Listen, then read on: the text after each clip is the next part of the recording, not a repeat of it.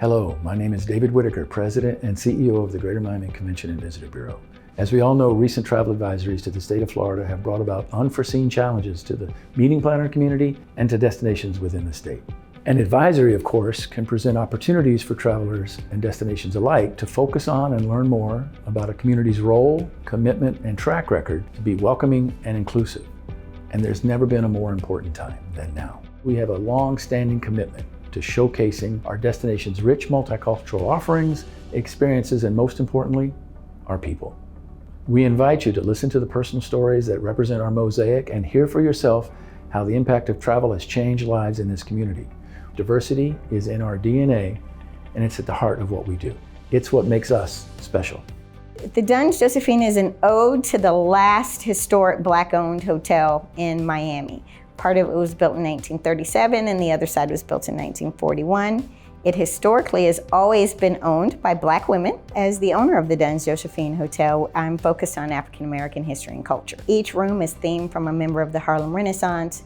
In addition to that, you also get a piece of history on the walls. Every room, who that person is there so that people can actually learn, and people are really excited about that. Well, our journey as Sergios, we've been in business for over 45 years. For my family, they came from Cuba with nothing, right? Where they had no money. The only thought was what they remembered. And one of the treasures that we have from Cuba is our culinary treasures. Basically, my mom and my grandmother had the opportunity to open up a restaurant to do culinary food that they thought would be great Cuban comfort food for our community.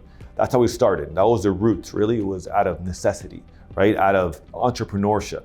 Travel has helped us basically grow our small business from a small mom and pop to where it is today, over 13 locations. I came to Miami from San Diego. I was a career banker, and I really wanted to do something more along the lines of me being an out and proud gay man.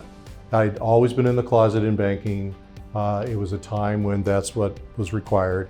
And I wanted to do something where I could be myself and also be a business person. In the event space, I found in South Florida that there was a lot of room for opportunity to create more experiences for people that looked like me. My business has grown. In the tourism industry, I've received grants, funding, opportunities, and it's given me a lot of an extra push, especially after the pandemic where we took a major hit. And so we're beginning to really crawl and to grow back again. And so we finally have kind of gotten our footing. And so there's so many opportunities that the hospitality initiatives here in South Florida have supported local curators and local business owners such as myself. I started in this business at the very young age of 16, 17.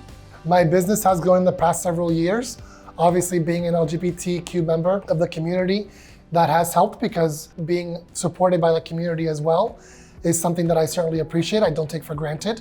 I'm able to show up as my authentic self and bring my business to my clients, whether they're straight, gay, lesbian, transgender, or questioning. I understand the advisory, and obviously it's very serious, but I think we exist in our own ecosystem. We have the opportunity to do that advisory, bring awareness to the situation going on in Florida while ensuring that we support those that this advisory is directly being affected by. We try to source as many of our products locally as we can. The soaps that we get are from the young lady that's right next door to us that has a soap making company.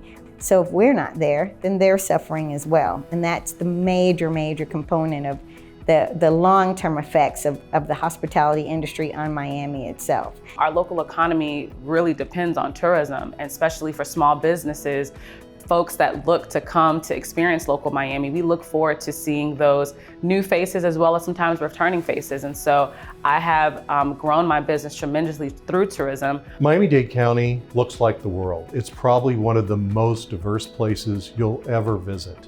When you come here, you don't have to fear that there's an opportunity for someone to discriminate against you and get away with it.